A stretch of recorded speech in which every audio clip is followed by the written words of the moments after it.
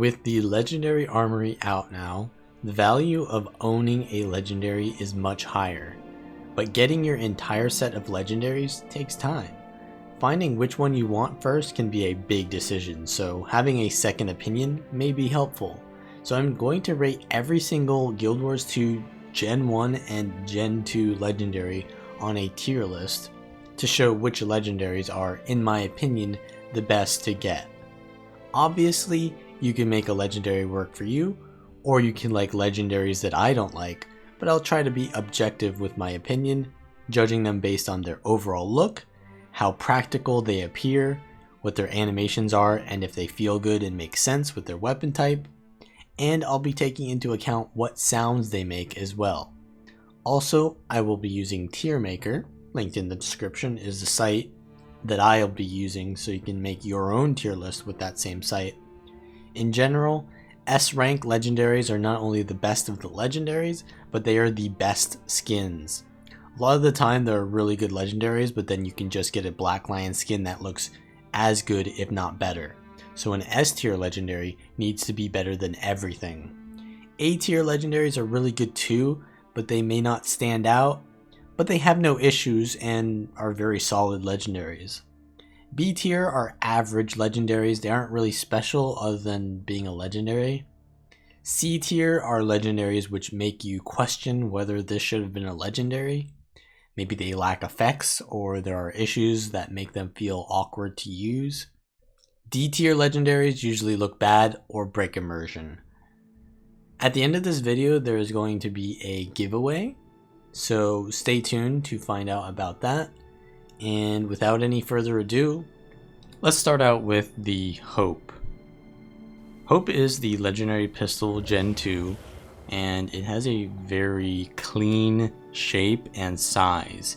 It really feels like a gun, because most guns in the game shoot off like one round at a time. So you want that Desert Eagle feel to it, and that means you want a larger but not too large pistol size. And Hope really fits that. It also has this scientific theme to it where you shoot lasers, and if you're into that, it definitely fits that very well. So I feel like this is an A tier legendary.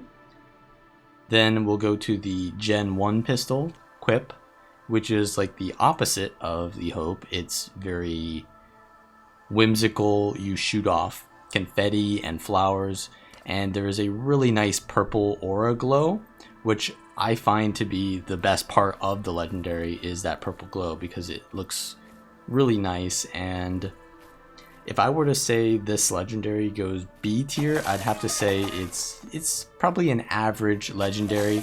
It is very unique though, so that could give it an edge. So maybe like top of B tier, because there aren't too many legendaries that are like that where they're not too serious. So maybe top of B tier. Then we'll go to daggers. The Claw of the Conner is the Gen 2 legendary, which doesn't really look like a legendary to me. It's just an unge with some gems in it. And while there is a lot of lore to the Claw of the Conner, it doesn't feel like a legendary weapon in terms of its look and animations. All it really does is just show smoke when you wield it, and then when you projectile throw a dagger, it'll have a jagged kind of shape to it. It feels like a C legendary because it maybe shouldn't be a legendary, or maybe it should be like an ascended item that you get from a story option. And then we go to the Incinerator, which is the Gen 1 legendary dagger, and it is a lighter. There are these components that look like it's creating a fire out of fuel, and it feels like it makes sense. It's a really interesting and unique weapon, and it does look good at the same time. So the animations have all these fiery effects. Daggers that are of the size of Incinerator are usually really good because dagger animations are slightly larger than dagger skins. You know, most dagger animations are about the same size as swords, but swords are longer than daggers. So you want a dagger that is usually around the size of a sword to feel like you're actually hitting the people that you're attacking. So Incinerator is a very long dagger, and because of that, it is very good. So let's go to hammers. So the Gen 2 hammer, Sharur, is probably not a legendary tier either. It's got very low animation budgeting. It does have this nighttime effect where it becomes corrupted, and there is this ore theme to it where the architecture you see in ore is basically the same structure of the hammer, which is nice, and I like that kind of thematic. But should that be a legendary? I don't really feel like it is. So I'm going to put that in the C tier, maybe even bottom of C tier, because it's just too underwhelming for a legendary. Then you have the Juggernaut. Juggernaut it's a pretty basic skin, but what I think most people like the Juggernaut for is the metallic effect that it gives all of your armor, and that can be interesting and give you some options for new looks, but in reality it tunnel visions your outfit into only being a metallic look, because if you use the Juggernaut, then you have to use that, and obviously you don't have to use it, but then you don't have to buy this legendary. So honestly, I will put the Juggernaut in C. I know people probably think it's more B tier, but I really like the option for my legendary to work with my outfit, not to consume it. So let's go to the Minstrel. The Minstrel is the Gen 1 focus, and there really isn't much to it. It doesn't have an interesting color. It doesn't have too interesting of a shape. It's just a harp, and then there are musical notes that come off as an effect. It doesn't change any of your animations. It's just very simple. It feels as if it doesn't deserve to be a legendary. There are the orchestral skins, which have, in my opinion, sometimes better looks, just as a Black Lion skin. So the Minstrel, probably a C tier. I mean, there's nothing wrong with it. It's just underwhelming. So let's go to Binding of Ipos, the Gen 2 focus. Binding of Ipos is really interesting because it's a book. The book looks cool. It's very interesting, has a sinister look to it, and I like that kind of evil feel, because most legendaries don't feel evil. They feel more on the like good or light side. So I like that there's another alignment option there in terms of the way you can choose your outfit. And also it has this innovation where the focus itself, you don't really wield it. You're actually wielding a claw when you're wielding it, and then the book floats in front of you. So it kind of innovates the way that legendaries are thought of and designed in terms of where the weapon exists. So I feel like this is a hard S tier. It just looks really good. It innovates. It's very unique. There's no other focus that looks exactly like that. And yet, it's not too far out there. It's just a book. So it's really good. Predator is the Gen 1 rifle, legendary. And it's not too special, but what I do like about the Predator is that even though there are other skins in the game that look like a sniper rifle, none of them really have the same effect, because the Predator has the animations where your projectiles become these energy shots, and then you have this aura around you that's very energetic. So it feels not just like a sniper, but like a high energy sniper. And to me, that is that's kind of what people really want. And there is this value in just giving people what they want. People just want to have that sniper rifle. They want to roleplay as the Deadeye. It feels legendary to me. So I will give it a tier. Then you have the HMS Divinity, which is the Gen 2 rifle. This one, while it is an interesting design, it's basically a ship cannon that is a ship So there's some sort of like poetry there where a ship's cannon becomes larger than itself and represents the thing that it's a part of. So that could be interesting if you're into that, but for practicality purposes, why would you be wielding a cannon with sails on it? It just doesn't feel right to me. And while the animations are all good, I like the watery effects, I just feel like the sails could be changed to something more thematic of the HMS Divinity's lore, which is based on the Sea of Sorrows book. So maybe we'll put this in C. It definitely had potential, but the actual way that it turned out is maybe not ideal. Frostfang. Frostfang is the Gen 1 axe, and it looks like a legendary should. It's a very large axe. Most axes aren't that large, and it has a decent dragon effect on it. Obviously, dragons aren't too unique. It's Guild Wars 2. Dragons are very common, so it's not too unique of a legendary, but the effects, the animations, the size, the feel of the axe all feel good. It's a pretty generic, decent legendary. I'd give it a B.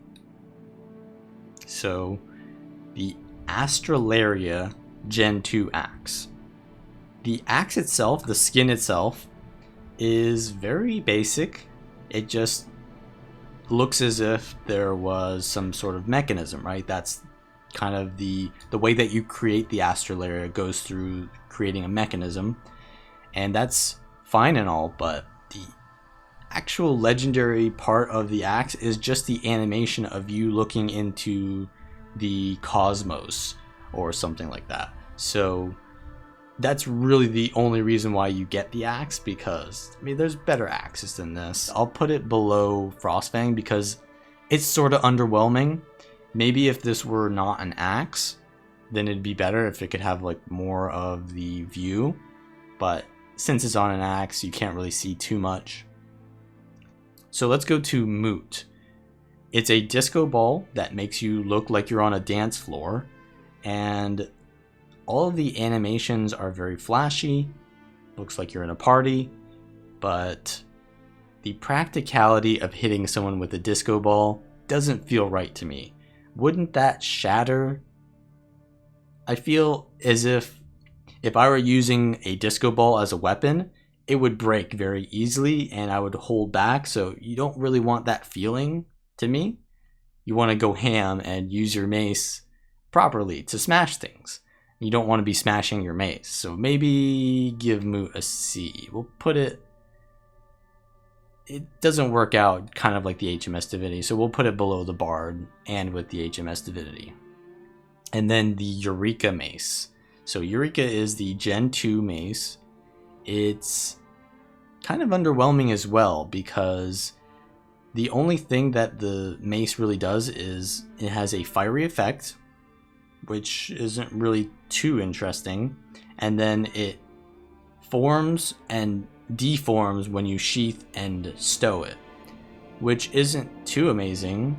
I mean, it's cool, but that's really it. It feels like it shouldn't have been a legendary, so maybe we'll put Eureka in D tier, because maybe that's a result of maces just not having any animations to them for a mace to change them, and mace skins in general just aren't really good.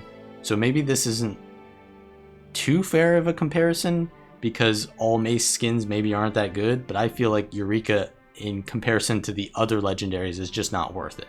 So I'm going to put it in the D tier. Then we have the Shining Blade. Shining Blade is probably my favorite legendary because it fits the idea of what a legendary sword should be. It looks very clean, but it also has a lot of contrast to it. So when you wield it, it has a really nice flash of purple and yellow, and then the sword itself grows to be the perfect size. There's also this silhouette that it kind of creates because the sword itself is very dark, but then it has a golden purple glow around it, which really accentuates the size of the sword. So not only does the size of it work, but it's sort of like an outline, which works out very well for the visibility as well. So in terms of design, it's like S tier. And then in terms of how it feels, it's also S tier. So yeah, I think this is just probably the best legendary out there. And then you have Bolt. Bolt is kind of weird because the skin becomes secondary to the animation. So the skin itself looks like a fence, which I'm not a fan of, just an electrified fence, but the electricity is very amazing. It covers you with all of these lightning bolts, and your path that you walk on is electrified as well. So if you're going for that electrified look, this is very good. It's a very good legendary. It's worth it. The skin itself you may not care about, but the effect is very legendary, and I think that makes up for it. So I would put Bolt in maybe low A tier. Obviously lower than Predator because Predator feels good, whereas Bolt is the right size, but it doesn't look that good. So let's go to the Dreamer, the Gen 1 shortbow. The skin itself looks very good. The colors mix well with the pink, the light blue, and purples. But the issue is that the animation of the projectiles of your shortbow become these ponies, and they used to be rainbows, which I liked. Dreamer was actually my first legendary, and I liked the rainbow effect. But then they changed it to ponies, and those ponies have this sound effect of just neighing, and every time you shoot it, you have that neighing, and it gets really annoying, and a lot of people hate it. Obviously, you can turn off some of those sound effects and cull them away, but still, if you're trying to cull away the animation, maybe you don't really want this legendary. So I would put it in C tier, maybe not as bad as Moot, because it does feel legendary and it makes sense, but it's just annoying. Maybe that's actually worse. Yeah, maybe that's worse, because if it bothers you, then you bought something that was gonna give you negative value. That's even potentially D tier. We'll put it at the bottom of C tier. Then you have Chuka and Champawat. Now, this is a hard one to judge because there is an entire quest line that is involved with the Chuka and Champawat creation, and that can be viewed as worth it in terms of you're paying to experience content. But I'm just going to be judging it on the final product for the sake of consistency, because Chuka is really the most developed legendary. So if that's what you're into, then you can go for that. But I think that the Chuka is not that good of a weapon because it's too large for a short bow. It doesn't feel like your animations are going off at the time that they actually are going off. And while the effect of the tigers and the sounds of the growling are very nice, and it makes you feel kind of like that savagery of the weapon, yeah, the practicality just doesn't make it work for me. So I will put Chuka in C tier. We'll put it above Moot though. So next we have Rodgort. Rodgort is the Gen 1 torch. There's nothing special about this at all. It's just a dragon, so it's like Frostfang, where there's a lot of other skins that are just dragons, and it just has a natural flame that comes out, and you have flame footsteps. That's pretty much it. It's very generic, but there's nothing wrong with it. There are other torches that are like the Rodgort in terms of it just shoots out a flame, but no other torch really is a dragon of that sort. I guess there is the one, yeah, the Dragon Jade torch, so really this doesn't have that much uniqueness to it, so that's why it's probably bottom of B tier. There's nothing wrong with Rodgort, it's just not unique. Then you have Flames of War. So Flames of War is probably the worst legendary in the game. It's got all these candles that are melting, and you're holding the candles to the side and the wax is not coming off, in the correct way. So it just doesn't look like it makes sense. It's unwieldy, like you don't want to be wielding a torch that large.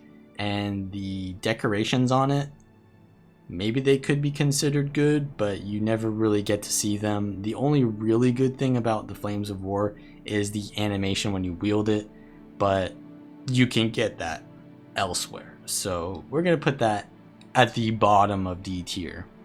Then you have the Legendary Greatswords, which have these windows into sky or space, whether it's sunrise or twilight, respectively.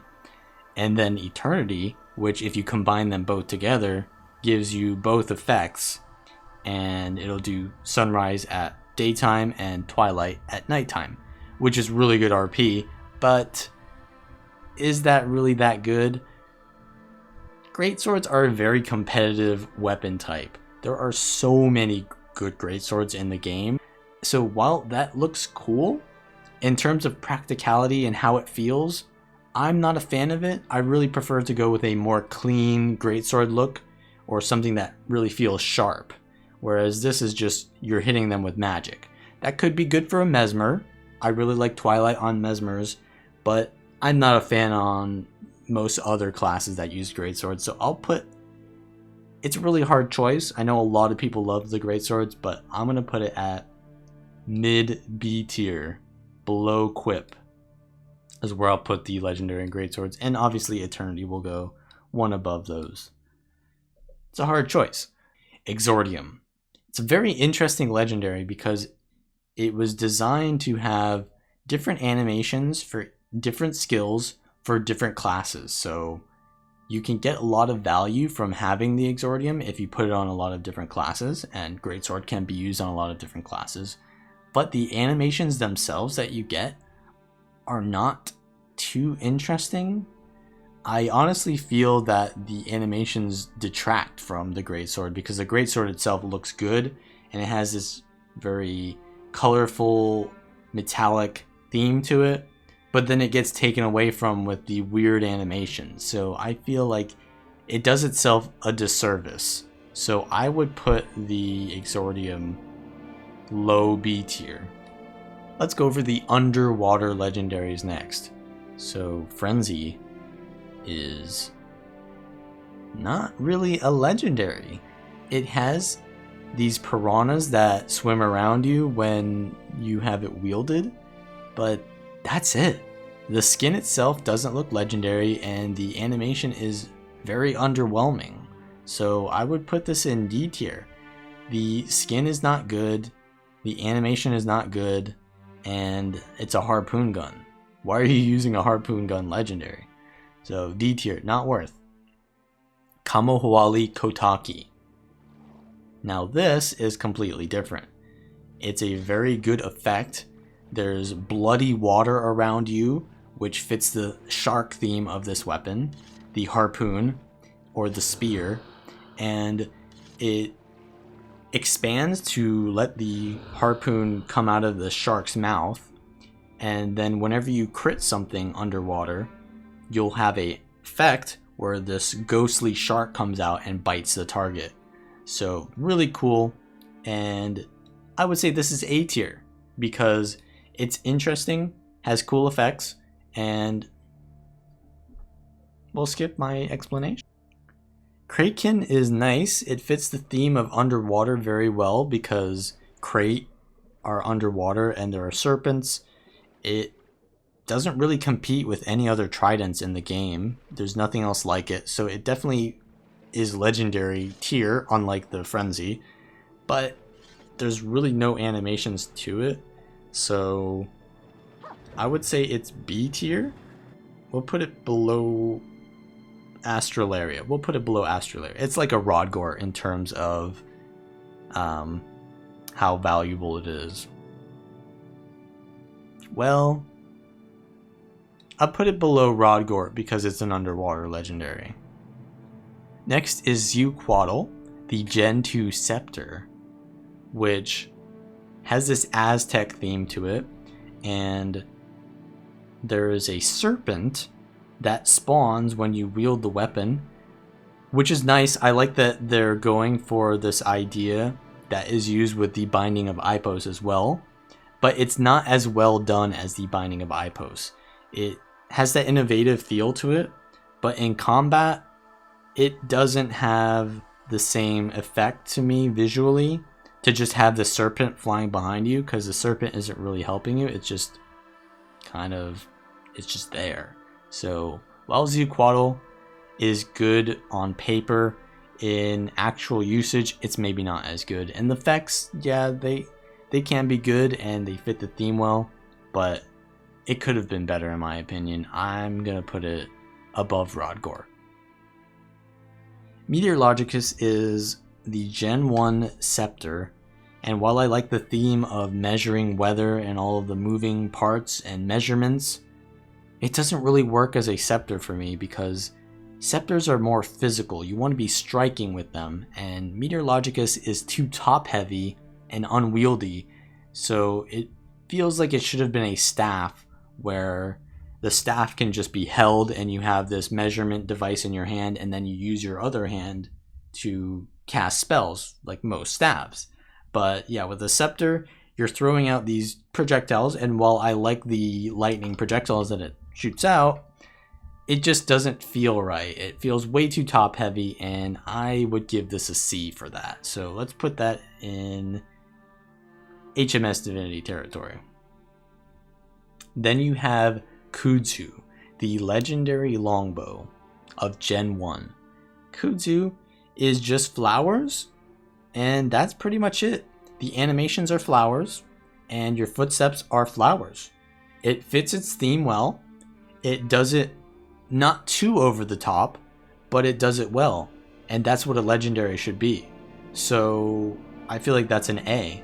That's an A. Maybe low A.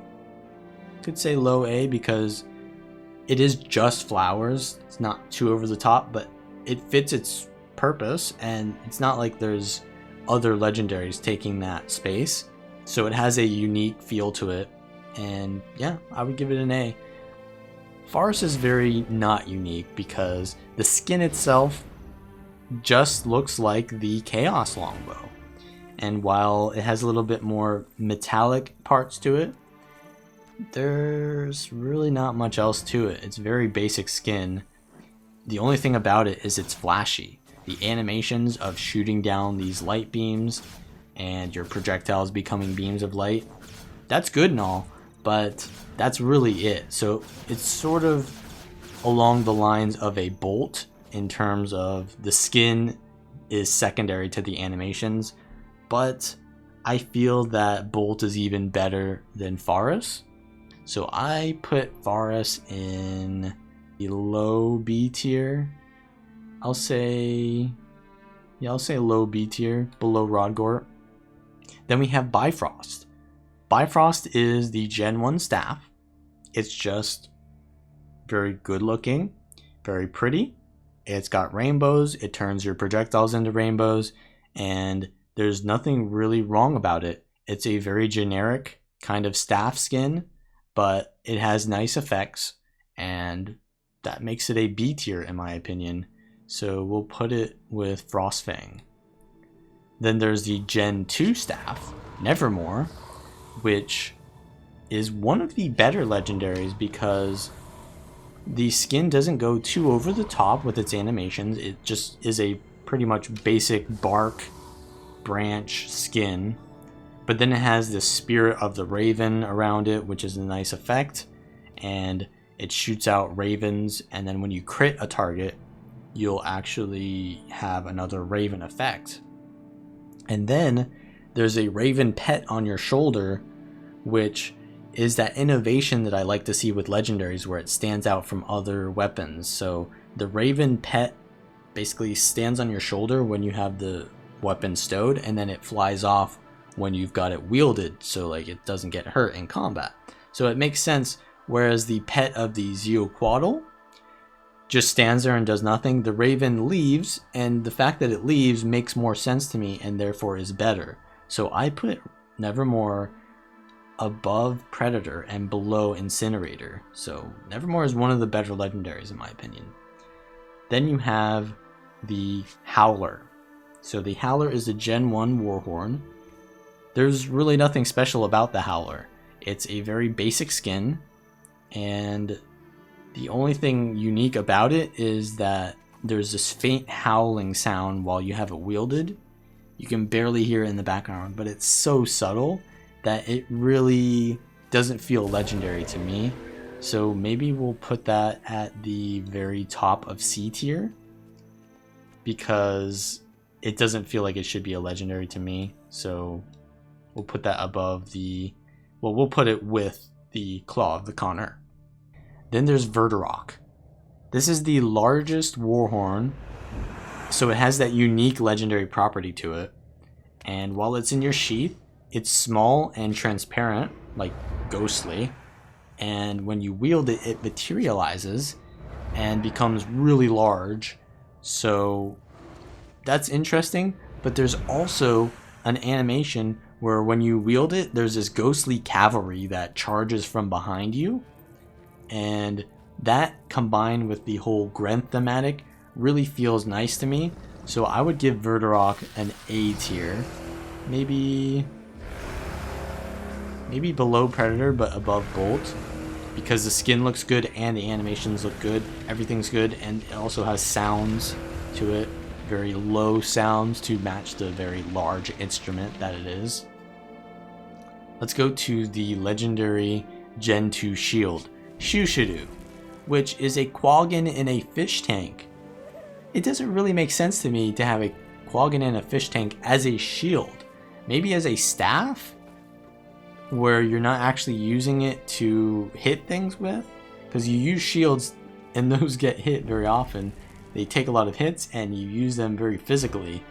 Wouldn't a fish tank break? I mean, it doesn't make sense. So to me, the Quaggan in the fish tank is very immersion breaking, and while it can be cute and all, the practicality and the feel in combat is really what matters to me. So I feel Shooshadoo is maybe top of D tier.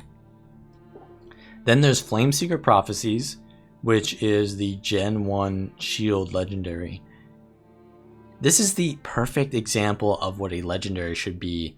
It's drawing from the lore of the game, right? You have the Flameseeker Prophecies, which is written down, so you have that book inside the shield, and while that could be focus instead of a shield, the shield represents its ability to withstand the test of time, because the prophecy keeps holding itself.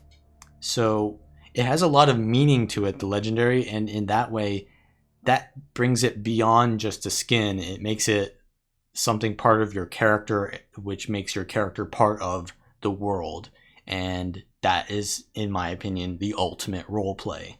So that is definitely an S tier to me. So there you go. That's every legendary available in the game right now, and my opinion on which is worth to get. Now remember, with End of Dragons, the new expansion coming out in 2022, there will be a third generation of legendaries. So maybe you don't like any of these, you want to wait for maybe a better one to come out, you can do that. But if you really want to get value out of that Legendary Armory right now, maybe you want to get one of these now. So there is going to be a giveaway. So all you have to do is leave a comment down below in the YouTube section. And all you got to say is what your favorite legendary is, what your least favorite legendary is, and your account name. And I will give out 4 community chests, which I'll show you the contents of them right now, to 4 of the people who comment down below. And if you like this video, give it a like, subscribe for more, check out the links in the description, and I will see you guys next time.